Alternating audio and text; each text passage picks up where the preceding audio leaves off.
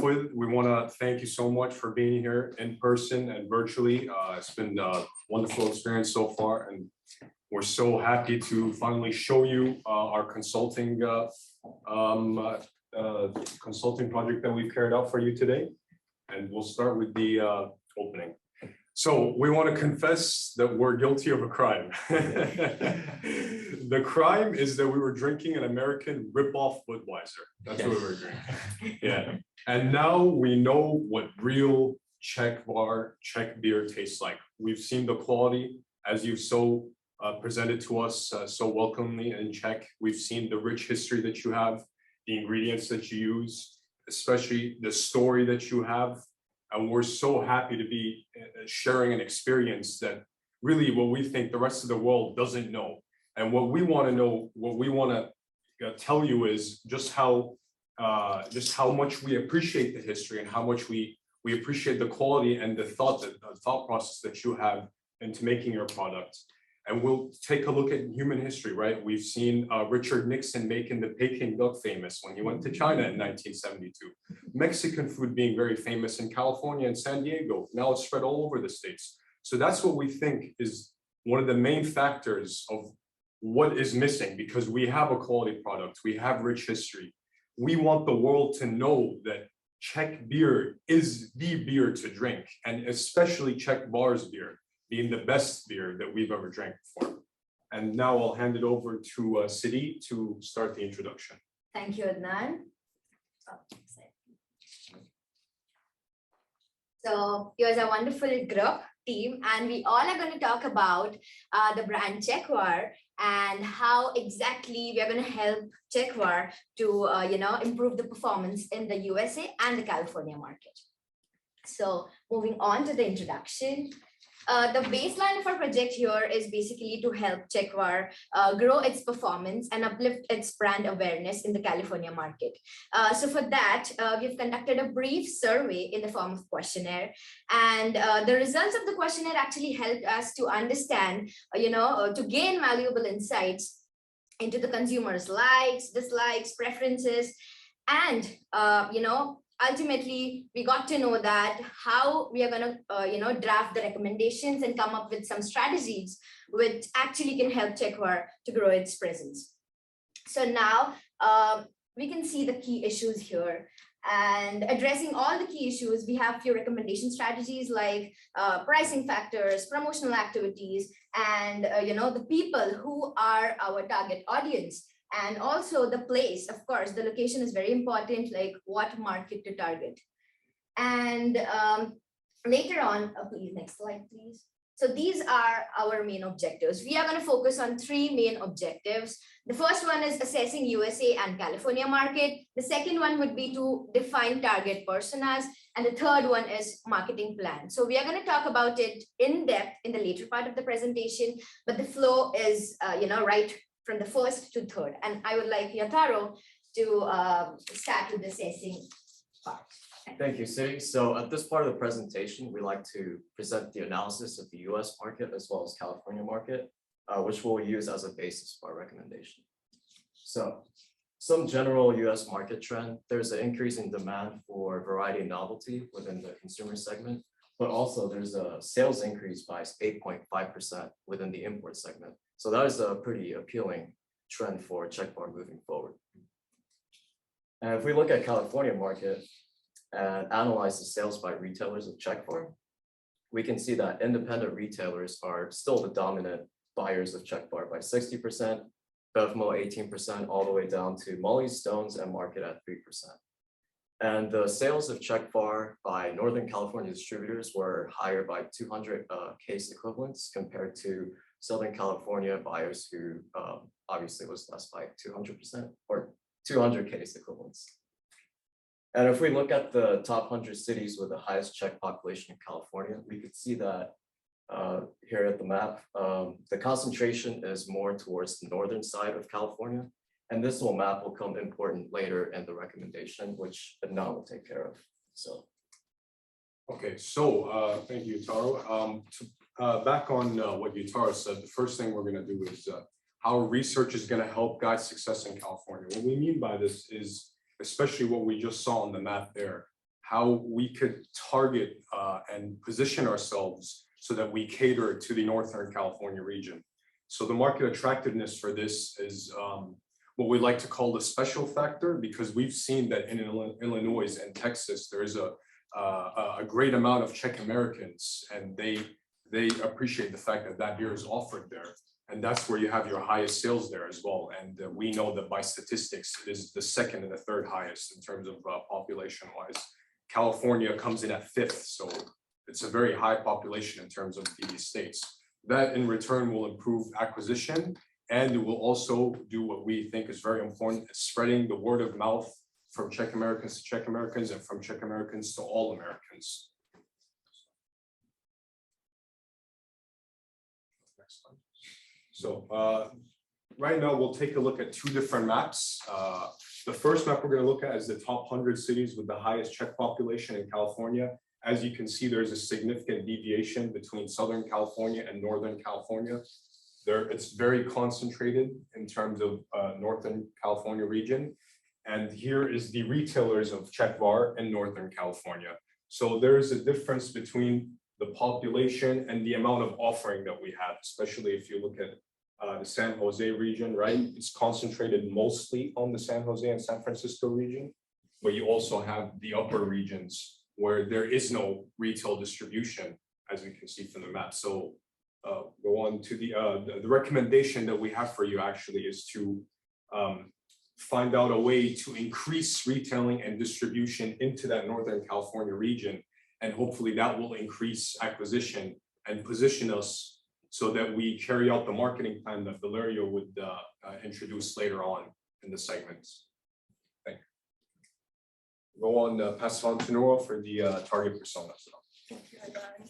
So next we're going to talk about our target personas. The first step to define target persona for us was to conduct a survey. We conducted actually two surveys, one online survey that we shared with our personal network, and an in-person survey that we conducted at two BevMo locations in the state of California. Next slide, please. Our online survey had about 128 responses, while our in-person survey had about 45 responses.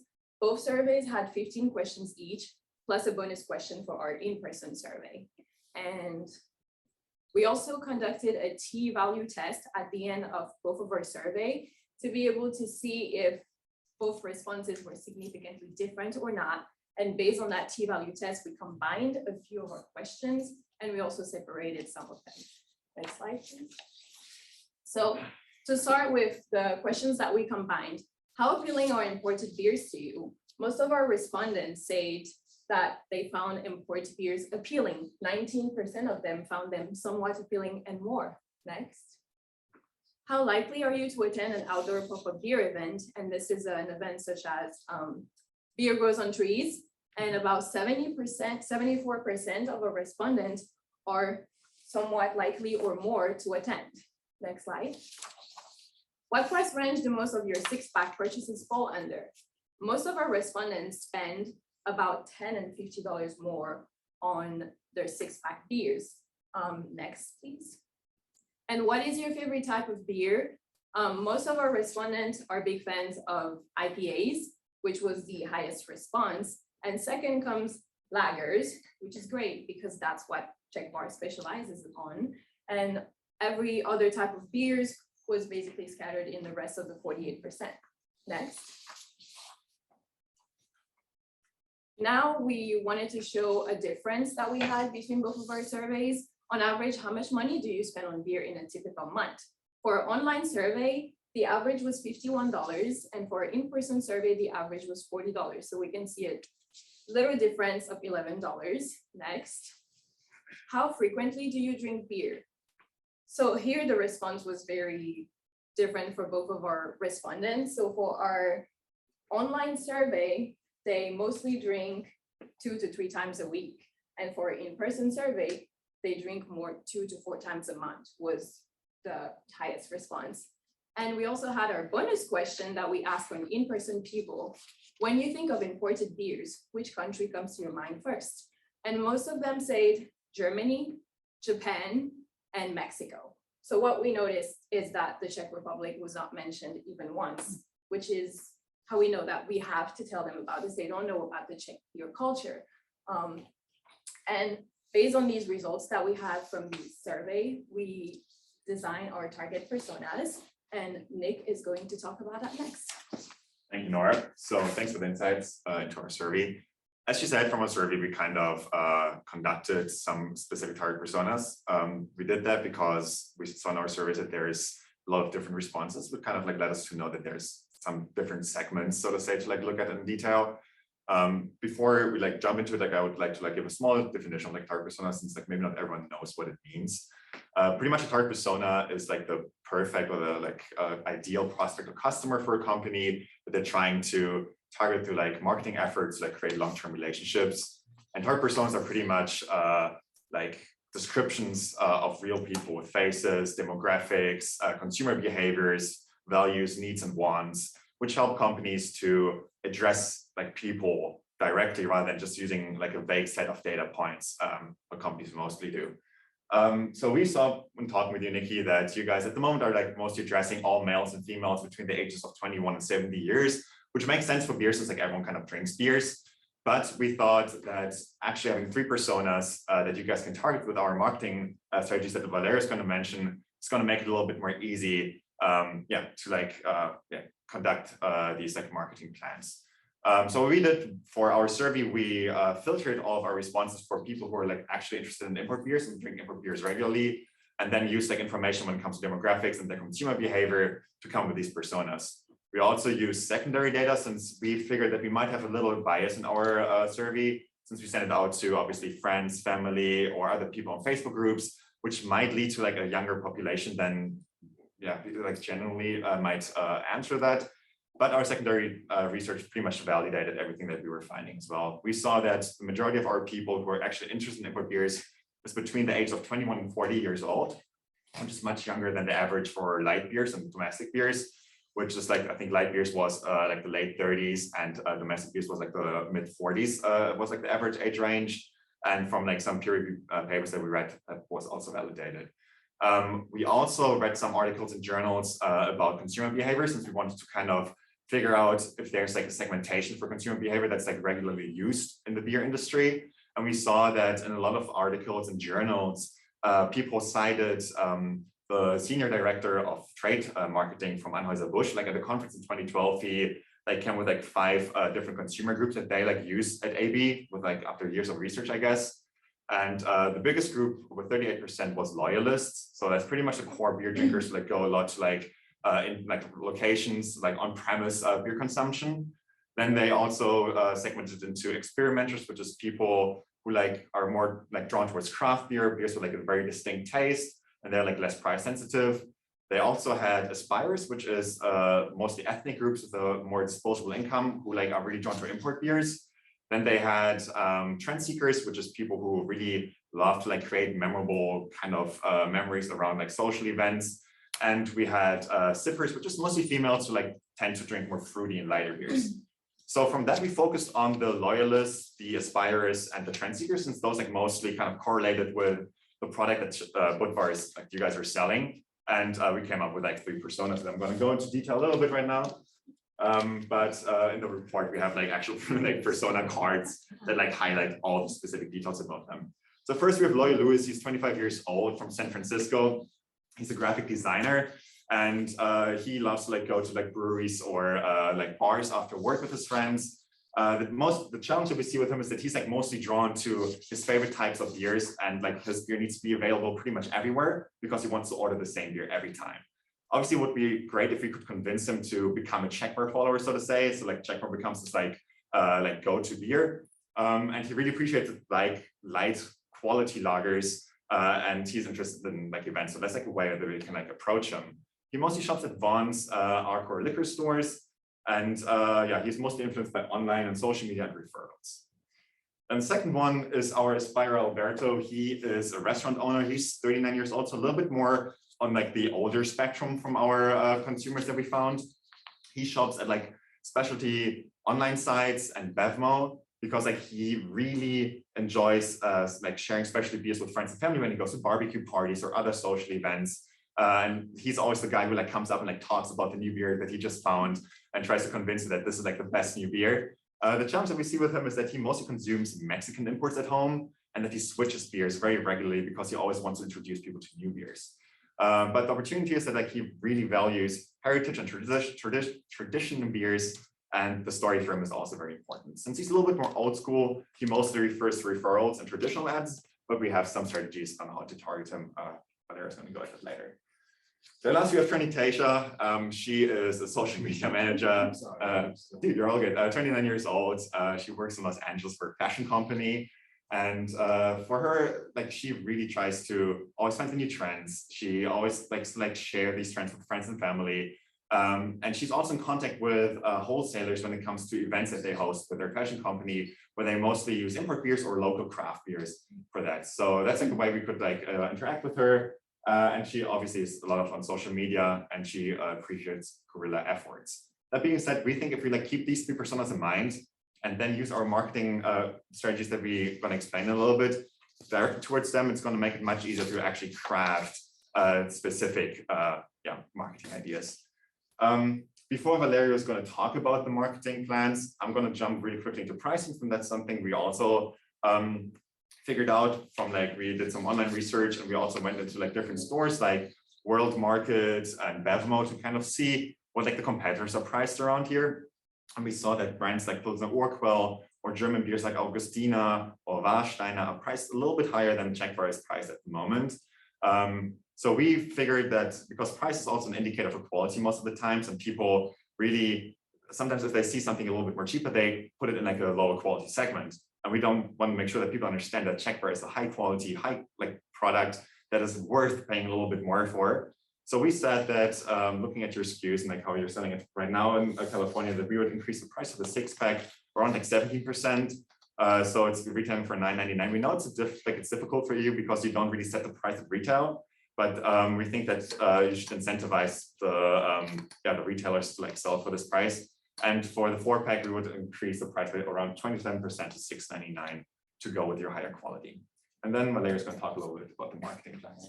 Thank you, Nick, for preparing the ground so flawlessly for me. And so now we have to get to the point to promote it. Okay, so we have to find ways to reach people. And we think about some ways to do it. First of all, is pop-up events. Second is partnerships. Third is social media and email marketing. Pay attention to a top-down approach. So you start from the top and you end at the bottom, and you will see why. So first one is pop-up events. You already do it, so I'm not gonna, go along on what are the benefits, what are the cons. You already know it, and that's where we took the photos from your amazing pop-up event. But we want to propose you an idea for a pop-up event here in San Diego, for example, and it would be called, for example, a European masterpiece made in Czech. Why? Because we want to educate Americans about Czech Republic first and Czech beer secondly. And so it's a great opportunity to tell them about Czech Republic. It would be a sort of like photo gallery, let's say in Balboa Park, which is a fantastic, majestic place in San Diego, where culture and world traditions collide with nature and museums. So it's an amazing place. It would be a sort of like photo gallery with like the photos that you have on your website to tell the story of Budvar, to tell the story of Czech Republic as well on your website. And they have to walk through it, so sort of journey. And at the end, they will have the chance to try out the beer. And so they will have the chance to learn about Czech Republic and learn about the beer process and like all the romantic side of Budvar. And this is really important. And secondly, we found a lot of articles, especially on an article on NBC that says that Americans love Europe, have a really good opinion about Europe. And generally, Europe is associated with high quality products. So we have to tell the Americans that Czech Republic is not only does not only produce great beer, we also have to tell them sometimes that Czech Republic is Europe, because many times we had during the service we saw that there is a really bad knowledge about Europe, but especially smaller countries like Czech Republic. So these are great way to educate them and show them the amazing craft art that is Czechvar. And this strategy would work great for Tasha, as you know, she's a social media and like network person, and would work great for Spero Alberto. Moving on, Partnerships. You already have a partnership in place with Buffalo Wild Wings, so I'm not gonna go over it like the pros and cons, you already know it. But we want to propose you some potential partners that we thought would be suitable for you. And this would be Eureka, California Pizza Kitchen, Apb Wings, and Yard House. Why then? Why then? First of all, they're present in California. They are present in California, and they have multiple locations, and they're really widespread in California. They have a really good reputation. You can see it. They have really good reviews, and the people really enjoy these places. We access it through Yelp and all these review websites, and they have a fair size. They're not huge, so they're unreachable. They're medium, also large size. Most of them are even smaller than Buffalo Wild Wings. So we're pretty sure that these are, fair player to partner with you. And this strategy would work great for Loyal Louis and Aspire Alberto. Moving on, social media. I mean, social media, if you don't exist on social media nowadays, you're non-existent basically. And I mean, we are the new generation, but I'm sorry to say it, it's true. Social media are great. Why? They're efficient. It's undeniable. Social media works well. The ROI is there, like the return on investment when you make a campaign is there, and we actually drafted a marketing campaign on Meta Business Manager just to show you in practice that is feasible. And what are the numbers? The numbers are there. So you will see it in our final report, which is really detailed. Also, you have full 360 degrees control. As I drafted personally, you can really tweak any single particular, so you can reach exactly the personas that we found. So you're not wasting your money on people that do not care about beer or about Czechvar. You can engage in CRM, customer relationship. You can engage with your customers, ask them if they like something, ask for a feedback, tell your story, hear their stories. It's a great tool to engage with customers and know who they are. And storytelling, you have a fantastic story. We love your story. It's amazing. You have to tell the people. A lot of people just surf on the web, just looking for stories. They want to hear something new. So it's a great tool, and this would be great, of course, for Trendy Taisha. And also, we found a research on the effectiveness of social media marketing, because we're talking about reach, but social media drive sales? They also drive sales. 78% of the respondents says they do make purchase based on what they see on social media. So it's not only for reach, it's not only to get out there, it's also to make people pay and buy something. And later on, finally, email marketing. As I said, it's a top-down approach. We collected all the data from the other channels because they have to fill out a form, for example, for the pop-up event. On social media, of course, they have to fill their data in a form. I mean, you collect all this data and then you use them here in email marketing because you have millions of contacts and you can reach them in a click. It's so easy. It's so easy to set up. You just have to craft one email and you can send it to 1 million people in 1 second. And it's free. We know that you're budget conscious. There is some budget constraints on marketing. This is completely free.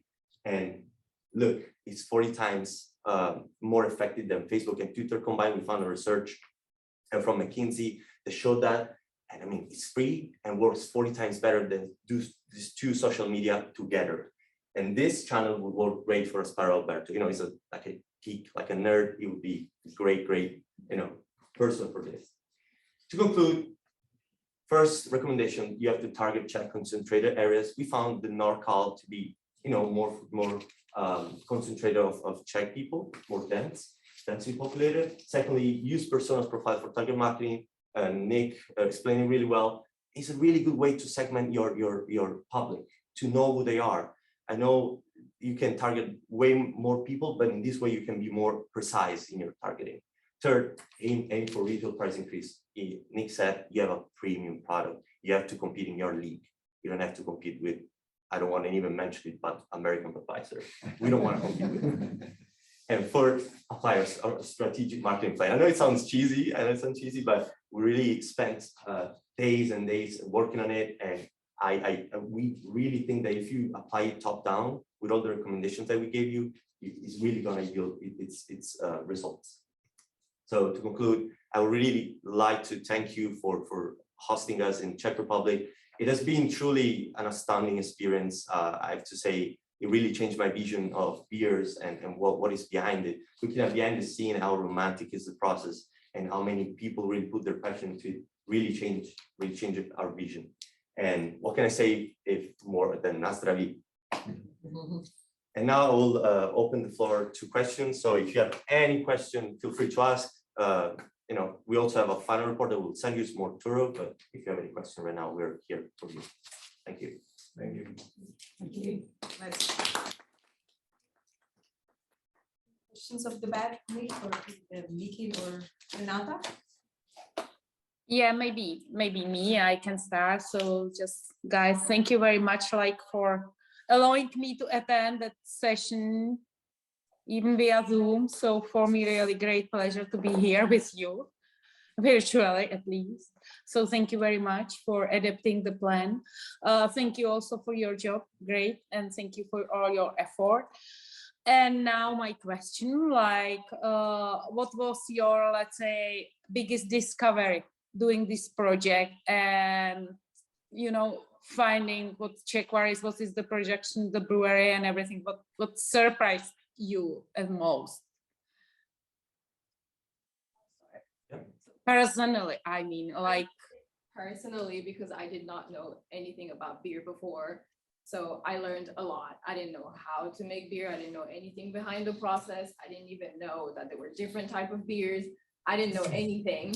So that was one. And second, I think conducting the survey, another discovery for me was to see how people didn't really know about Czech beers. So those are the main two big for me. I also like to add, I didn't know that Czech was consumed the highest beer consumption per capita. That was quite interesting and surprising. So, yeah. What really struck me is how romantic is the process. I mean, I imagine like breweries to be really like a cold place where people just have beer into bottles and that's it. But what I've seen at Budvar quarters is truly a story to tell. There's lives and people that really care about it and truly love what they're doing, and I feel that's like the magic touch to your product. It really changed my perspective a lot. I think maybe from a more of a business perspective, I think what I was impressed by is how big actually the market for import beer is. And especially like we read a lot of journals about like the beer industry in general, especially on-premise beer, off-premise beer, sorry, where like the consumption goes down a lot. And like there's like obviously stuff like White Claw and like all these like mixed beverages that like are really like increasing in sales at the moment. But we were really shocked to see that like import beer is like the only beer kind of type that keeps very like steady and like actually has a positive trend at the moment. So I think that's something for us, like from a business perspective, we were like really impressed to see that like import beer seems to be still very relevant and that there's like a market for this, especially in the United States. So I think that's something I didn't expect, to be completely honest, up front. For me, as Nora said, that the process, of course, it is, I didn't know about it, like starting from the ingredients and how it goes. So it was really surprising for me to know about all of that. And also how premium is the brand, of course, and we loved to work on this project because, the process was really awesome, like throughout the process, right from the questionnaire, and we came up with a survey, and then how we did it was awesome. So I liked that basically. Thank you very much. And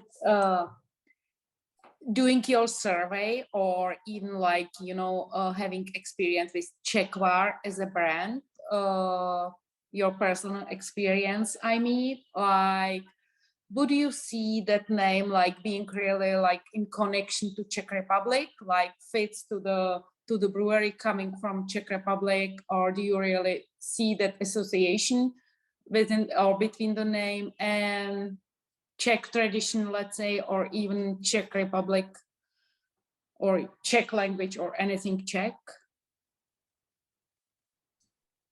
I mean, off the bat, I would say definitely. I mean, it has it in the name itself. That's I don't know, like I feel like Czechvar really relates to kind of like the country, obviously. I feel like what we see as the biggest challenge is that people don't really know that the Czech Republic is such a huge like hub for beer brewing, and that like a lot of like the quality beers around the world come from the Czech Republic. And I think the name doesn't help until people can like associate Czech with quality beer. Whereas like, as we said, like when we went to Bevmo, like we asked the people, everyone's like, oh yeah, German beer. Like, of course I know Weinstefan, or I know Vashta, I know all these beers, because everyone loves Oktoberfest and like events like this that like are related with beer. I think like the challenge that we saw is that like people need to understand that Czech has some amazing beers to offer. And I think this is why it's exactly like these tasting events that Valerio mentioned that you guys have done so far, where people actually get to try the product and like learn about the tradition really helps with like building kind of the educational perspective on that. But yeah. No, I agree, and I wouldn't blame the Americans for not knowing not only the Czech beer, but also sometimes Czech Republic. I cannot blame them too much. Like it's also a matter of proximity. When you ask Americans what are the beer that they like, they say Mexico. It's also a matter of, you know, they're close to Mexico. Probably in Italy, they don't know Mexican beer as much as Americans do.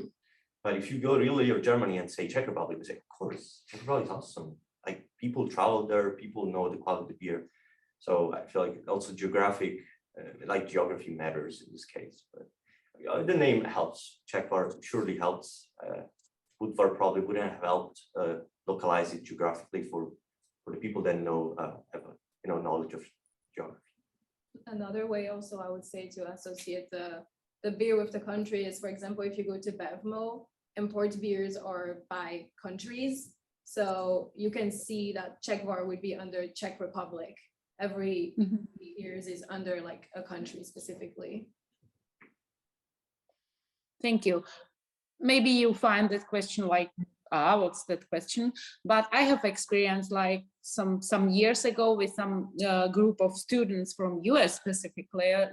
I met, I don't know, for some force or in some occasion. And there were some like, because of the pronunciation or different pronunciation, which we can face in the US, they didn't find it so really like 100% connected to Czech Republic. So this is the reason of my question. I think Czechvar is pretty easy to pronounce. It's Once you heard it once, I think. right. Yeah. Because compared to the entire name of the company, I would say it's a little bit harder to pronounce. But Czechvar, it makes sense once you know Czech Republic, Czechvar. So yeah, perfect. I just step in, but is it interesting though that each one of you actually originally you're not from the US, right? Yeah. Do you think that also your Pretty biased. observations? I don't know, you obviously have. Now we know the reason. What's that? Yeah. It definitely brought like different like sensation and knowledge to the table. And I feel like, of course, we were biased in our research because, I feel like in Europe, Prague and Czech Republic is really popular, especially among young people. Yeah. So definitely we were biased. Probably like a perspective of like a full American student would have been quite different. Yeah, and because for us or for me personally, business-wise, is Czechvar a little bit challenging, or I would say maybe extremely challenging in the business and marketing, or on the business and marketing side, because we as a brewery having 140 years tradition under the brand, let's say, or product name Budweiser or Budweiser Budvar or even Budvar. Then Czechvar was created like in 2001, so just 20 years history behind that. So very, or let's say quite new for US in our perspective. Yeah, so this is like, we still need to develop that brand properly, which definitely is a challenge on one side, because all you do, even in social media marketing or business, you have to work and develop almost 3 brands like Budweiser, Budvar in Asia or let's say eastern part of the world. And then when you go from Czech Republic to the West, then it's Czechvar. So it creates that question.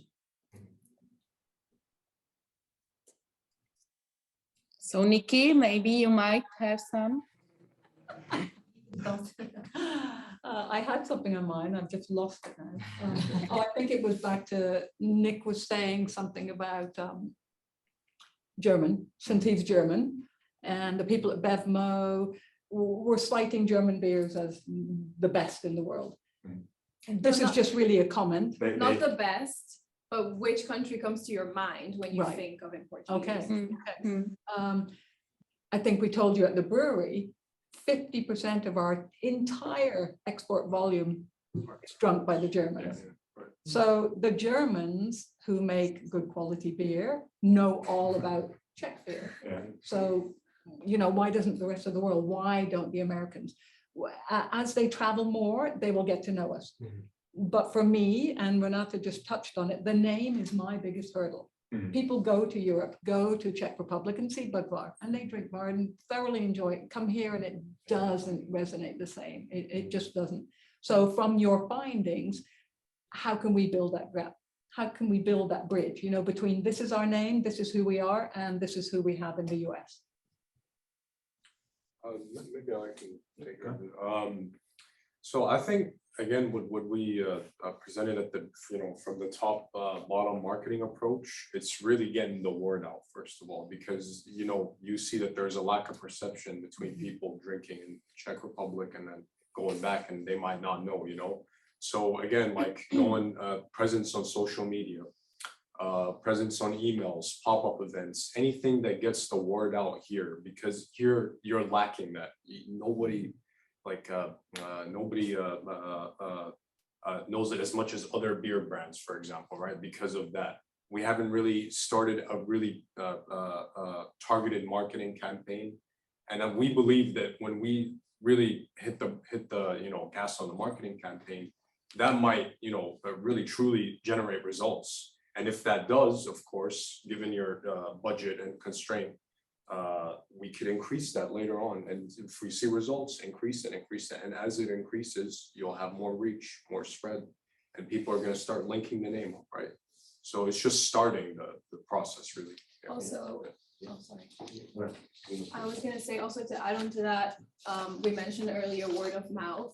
So with this concentrated Czech areas in North California, they also can tell their peers that are non-Czech people, this is Czechvar, which is Budvar in the Czech Republic, and they can also be part of the education of their peers of what the beer is about. I feel like there's also like a structural problem, if I can say it. I feel like from what we've seen in the retail stores, in general, when you buy beer in America, you buy at least 4 or 6 pack. You need to buy a pack. In Europe, at least in my country, you can buy a single bottle. And what a lot of people told us verbally when we were conducting surveys, like, I don't want to commit financially to a beer that I don't know if I like. I don't want to spend $10. What do I do with the rest of the bottles if I hate it? I feel like this would help a lot. I don't know if you can really have a say on this. People would just have to grab a bottle at a retail store and try it. I feel like that's more of a probably European model. And so it's a structural issue, in my opinion, here. Because you have to commit financially. It's $10, and you don't want to waste food. So, and that would be sorry to take over, but that would be basically what the marketing campaigns, like the pop-up events, just trying the beer and seeing the quality of it, seeing how, you know, how good it is, and then that way they can associate it and commit financially. yes, like so they can try without committing financially, and also connect it to a good experience. They're gonna be, they make good association in their mind. So they're gonna see, oh, the amazing event that we saw yesterday, and they buy it. So do you think we should be connected to the Czech Budvar, or just stand on our own here? I would say definitely connected. Connected? Yes. I mean, just from the history standpoint, you know, just be like, you know, look at our history, just look at it, you know, and they'll know. They'll see the quality behind it, as we have, you know, when we went to Europe, our perceptions completely changed, all of us. We didn't know that, you know, it was that quality and, you know, that process that was put into it. But when we do, we understand just how nice it is. Even drinking the beer, you showed us a new way to drink the beer, right? You know, and The pour? yeah, exactly. Yeah. Also, pop-up events is a really good chance to educate consumers. As I said, you start this like photo gallery first with Czech Republic, some great, amazing photos of Czech Republic, and 2 hints of story, you know, of the history of Czech Republic. And then you go through all the productive process. I've seen some photos on your website that are just breathtaking. You know, they really capture you. So it's a chance to educate the consumers. And I'm sure it's a sort of rolling stone. Once you start it, it's just gonna. When you see results, you increase it over time. Yes. Also, for example, if someone, let's say, went to the Czech Republic as a tourist and they drank Budvar there, and then they come back here, but they don't see it here, and they see Czechvar, they might not know it's the same beer. So definitely linking them together so they know like, oh, this is the same beer I drink in the Czech Republic, but it has a different name. Maybe including a reference or something on the packaging, maybe, you know, Czechvar, a product of, you know, Woodvar, for example, something like that. And linking the parent and the kid in this instance. The Czechvar. Yeah. Yes. That's only the point, like we can't say anything about Budvar or anything about Right. any word, let's say using or having 3 letters BUD in, we can't mention from legal point of view. So it's a really a nice like issue or challenge we face. Yeah, like, so thank you very much. In terms of the pop-up events that seem to be priority number 1, if I understand your presentation in terms of implementation. But you suggested, or maybe that was just an example, Balboa Park, San Diego. Yet at the same time, you said that, you know, the marketing effort should be concentrated more in the Northern California, given the, you know, Czech community. How do you reconcile those two? Yes, so Balboa Park came up to our mind because as I said, is a place where you like a culture and war traditions and war heritage collide together. And it's like a place where all the cultures are welcome. There's like the Japanese garden, there's like the Mexican pavilion. And it's a place that is also really popular among locals, Californians. And San Diego is we also found out it's a really touristy place for Californians. Like a lot of Californians convey to San Diego for the like summer trips, for like the road trips. So we found out it's not only like touristy place like for people, foreigners, it's also for Californian locals. It's a really good place to promote something, because that's what we are aiming at. So also in terms of proximity, that was really like a place that was tangibly, you know, in our reach, because we had to evaluate like at 360 degrees, and we found a good opportunity. I mean, we do not, we couldn't have been so precise for like a place in the north area, because we don't know as many. To add on to that, we did mention Balboa Park just because of San Diego proximity, but there's also equivalent of that in Northern California, say like Golden Gate Park, for example.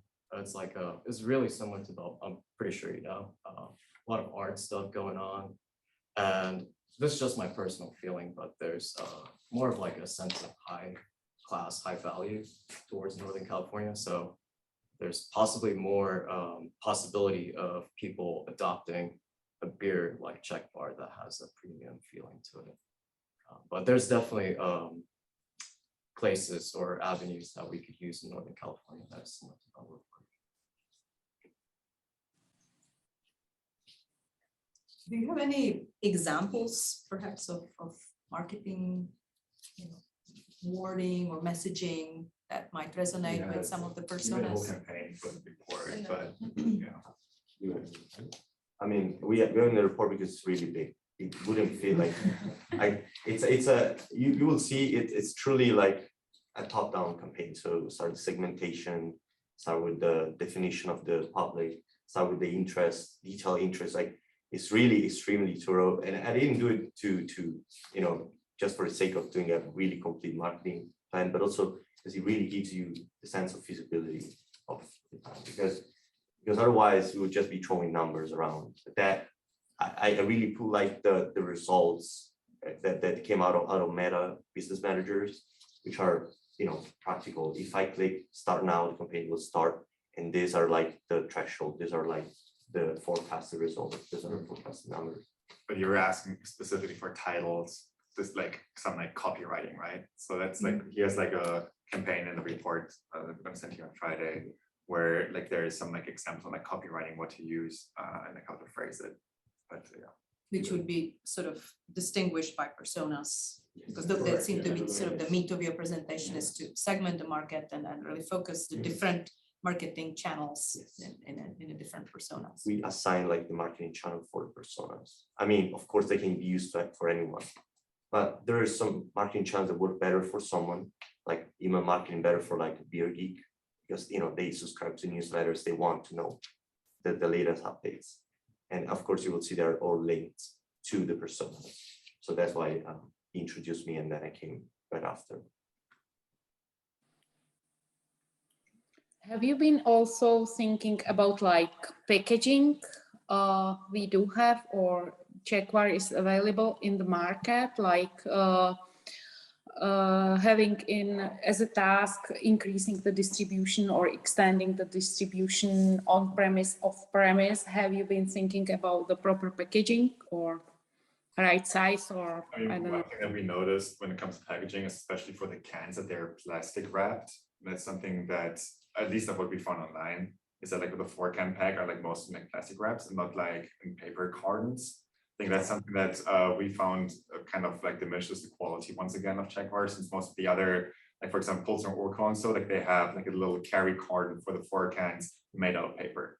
But for like, I don't know if you have like anything for like on premise, but No, for off-premise also, but we found out that some people care about like sustainability of the packaging of the beer. It was 78% of people care about sustainability, and according to our research system. So I mean, plastic doesn't really communicate quality, and I also, thought I actually shared the deck with you that shows our new packaging, yeah, which is coming this quarter. and it So it includes is in paper. sustainable. also the gift ideas. This is a really good, it's also it's a premium feeling. Yeah. Compared to, because we found that there are this plastic wrapped cans, which is nothing wrong, probably logistic wise, it's great. But then we saw Pilsner, I'm sorry that I compared to them, they're direct competitors. They have this like, you know, they already have it, they had it since kind of past years, and it looks really good. Also, if you see them like next to each other. Yeah, it's more of like the quality perception, you know, if you see something that's, if you look at something that's beautiful, you're going to buy it. But you know, if it's plastic wrap, maybe that's gonna decrease the perception, especially as we've said from the research that we found about how even price affects the perception. So if your price higher, that might correlate to higher sales in return. Just a small thing, also, we assessed the dryness of California. We went to a lot of retailers at Moe's, and we saw that Pilsner was there, a lot of like packs, and then a lot of times Czechvar was not there, but they sell it because we asked them, oh, maybe we can order it, like gonna come in like 2 weeks, and we like, it wasn't on the shelves. So you need to be there, because the people, if they don't see you, they won't buy you. And so the dryness that you actually told us is real. We had the chance to assess it through our sample of stores. This is really Sadly for you and for us, California is the worst. The West Coast is a real challenge for us at the moment Distribution Mhm. issues, yeah. to actually get the product here. One comment. I like your presentation. It's very nice. Nice to Thank hear you talking about the boudoir. As a customer, I don't like this idea of increasing the price will bring the better product. But truly, I have it even from the university level, because we are time to time going to some shows, exhibitions, and for example, in Asia, people the mostly asking us, oh, how come you can be so cheap offering your study programs? Of course, we are a public university subsidized by because the programs are paid by the government, plus the student pays just some tuition fee, which is so strange for those students. And it came to me from your presentation, which is funny. But when I think about it, truly is even when you are buying a grocery, sometimes you go for the cheapest, you want to save money, everyone wants to save the money. But when there is something like too cheap, but I don't know if this is some differentiation which can make it like kind of a cheaper than some local beer. But the same is, for example, in Czech Republic. I don't know the percentage, I never studied that, but for example, I know it's not very high, but the consumption of the Corona, for example, which is kind of a unique, it's totally different. I wouldn't compare it with the Czech beers, for example, because it's completely different. But people buy Corona beer in a bottle for 100 crowns, 120 crowns, which is 3 times more expensive than the Czech beer, which is, I would say, much better. But of course, it's the experience, is the different product, I would say, but maybe the idea of like having the level equality with the high quality imported beers might be an issue. I don't know how, if you kind of follow some studies or what I are can, other in my imports. personal opinion, I can kind of relate to that because when I was in Japan, Budweiser, American Budweiser was sold obviously higher than regular Japanese beer, but people still bought it just because, oh, it's like American. You know, there's like a affinity towards American people in Japan, and they don't mind paying the higher price. They still want it because they want the American experience. So I feel like. I think for us, it's mostly based actually on the data that we like gathered. So like through our surveys, as we said, like most of the people like were willing to pay more than $10.50 for a 6-pack of beer, even for local beers. Like if you go to supermarkets over here, for example, if you look at like local craft beer or like local produced beers, most of the like 4-packs of cans, which like they're big cans, but so like they sell for like $12 to $13, like even much more than like we're suggesting over here.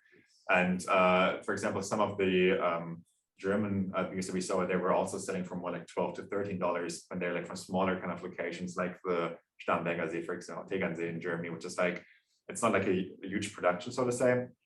And therefore we saw, okay, like we were sitting right in the middle between the kind of like cheaper import beers and the like really premium, like small scale import beers. You're like positioning yourself right in between the two brackets, so to say. And so you're missing out margins, first of all, because you could increase your price to the retailer. Secondly, it damages your image. We saw some websites that were selling it for $6.49, like a 6-pack. And it wasn't like a deal, it was like normal price. And thirdly, I would say price sensitivity. We saw some price sensitivity, but was mostly, at least in the in-person survey, from people that were like casual drinker, like drinking Coors Light. I mean, those are not our target. So if you're price sensitive, probably you're one of those people that drink Coors Light just for the sake of drinking a beer. But I feel like since you're a premium beer, it's more like for geeks, for people that really care. Price sensitivity is less of as a less of an impact. In fact, people that showed us that they like Japanese beer, really peculiar beers from the world, they were less price sensitive. So you're giving up on margins and you're letting retailers sometimes damage your brand. Because on the same website, $6.49 6-pack for Czechvar, $8.99 a 6-pack of Pilsner. I mean, doesn't sit right. They seems like two different leagues, that they compete on two different leagues, which is not true. Also to add on just a quick point, I mean, the good thing about being an import beer is leveraging that in terms of quality perception. So if you're an import beer, you're perceived as a quality beer wherever you are if you're an import beer. So like as Yutara said, if they're in Japan, they perceive American beers as quality. If we're in America, we're obviously going to perceive European or import beer as higher quality than the local beers we have.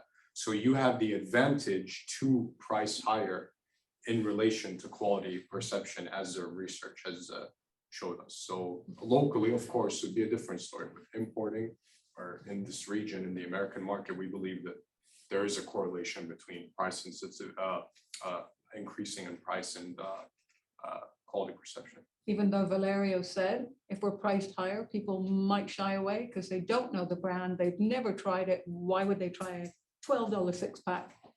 To be honest, it was regardless of the this $2 cap, $1.50. They were like, even if it was like $7, like I don't want to, stick with a brand. I mean, I don't want to commit. Even if Loyalists probably that like have their specific beers, and like if I try something else, like I want to try it once, but the chance that I'm gonna like it are very low. So because we asked them like informally, like, would you try this beer that they haven't tried? Yes, but I don't want to buy a 4-pack. I don't want to buy a 6. I want to try one. So you're Yeah. recommending us selling a single unit? If it's possible, Yeah. especially in like stores that that kind of aim at people that like drinking, that are not just like casual drinkers that buy it at Bonds or Ralph's. That'd be probably a good idea because they could just pick one from the shelf while they're doing their grocery or the beer that they know and say, I'm gonna try it. And you recommend, sorry, Yeah, sorry, that I would was just gonna relate. say, oh, Yeah. go ahead, please. Okay, I was gonna say that would relate to the word of mouth that we've been talking about and the spreading the pop-up events as well, just to get the word out basically. And that those singles would really help with that, if that's possible, of course. And would you recommend a type of pack, which would be more popular? Would it be bottle, can? we haven't to be completely honest, we haven't really looked into this. I looked at some studies when I was reading some papers where they compared the when I was like researching consumer behavior, there was like a lot of research between bottles and cans, and that cans are usually once again considered to be more of a cheaper product.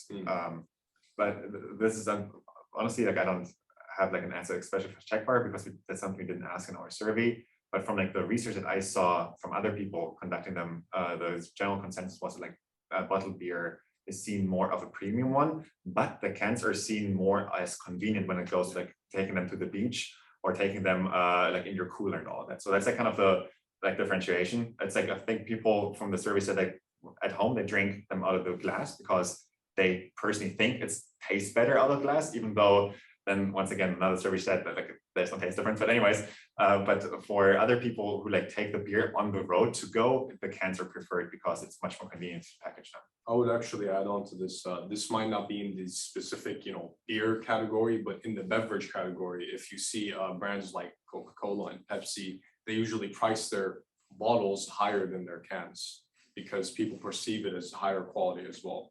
So, and I've also independently looked, back a couple of years ago, and other projects that I've done, that bottles are actually higher associated than cans, just because of the plastic factor.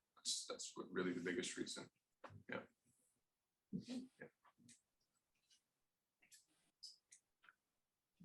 Maybe the last question. Where do they sell the 6-pack for 6? You're not gonna find any check right here. Trust me. We've been looking for weeks and haven't done anything. If you want, I can send you a link. I saved it too. I'm not joking. I saved it. I'm gonna order one. See what it comes in the mail. $6.49 is a great price, but not for us. Just Not to great. help. It's good for me, consumer. Okay. All right, so thank you again. Yeah, thank Thank you. Hello, Renata, are you there? I am still here. I will try to turn on the lights because I would like to take a picture with you as well. Yeah. So maybe if you guys don't mind, you can take the presentation down and have her picture large and she can take a picture with you guys. Yeah. What do you think? Yeah, sure. Stop sharing the stop. screens. Stop sharing the screens.